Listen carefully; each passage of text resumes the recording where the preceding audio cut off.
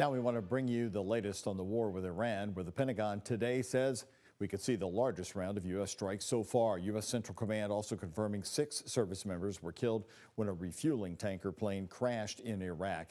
They say that 2 KC-135 aircraft tankers were involved and the crash is under investigation. Meantime, the Trump administration is acknowledging for the first time that Russian President Vladimir Putin may be providing some support to Iran. The U.S. is also ramping up its military presence in the region, sending 3 warships and more than 2,000 Marines to the Middle East. Well, the threat environment right here at home in the United States has heightened as we're now 2 weeks into this war. 2 attacks here in the U.S. just yesterday happening hours apart. A college campus shooting in Norfolk, Virginia, and a synagogue attack in Michigan near Detroit. Here's ABC's Perry Russum in New York with more on these investigations. The FBI investigating 2 separate terrifying attacks, an ROTC instructor shot and killed in Virginia, and a synagogue attacked in Michigan. Yesterday's attack was anti-Semitism. It was hate, plain and simple. In West Bloomfield Township, Michigan, the FBI is searching for a motive in what they're calling a targeted act of violence against the Jewish community.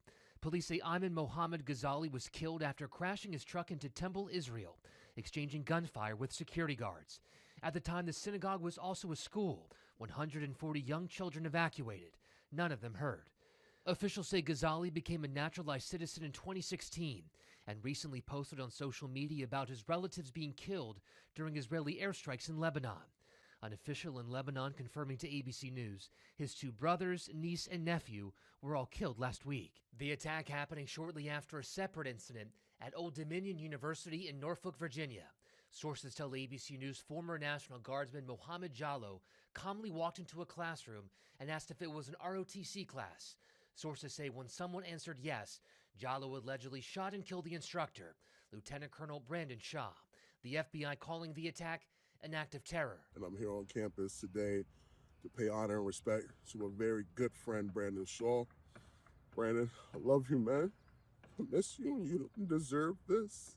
In 2016, Jallo was convicted for attempting to provide material support to ISIS after he tried to acquire weapons for an attack on U.S. soil. He served time in prison.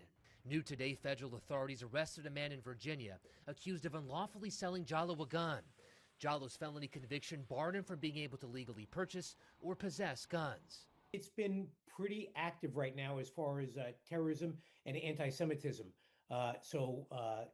Moving forward, law enforcement, FBI, they've got their hands full doing both protection and also proactive investigation, trying to stop this before it happens. The shooter in Virginia was stopped and killed by students inside that ROTC class. 2 of them were injured. Perry Russum, ABC News, New York.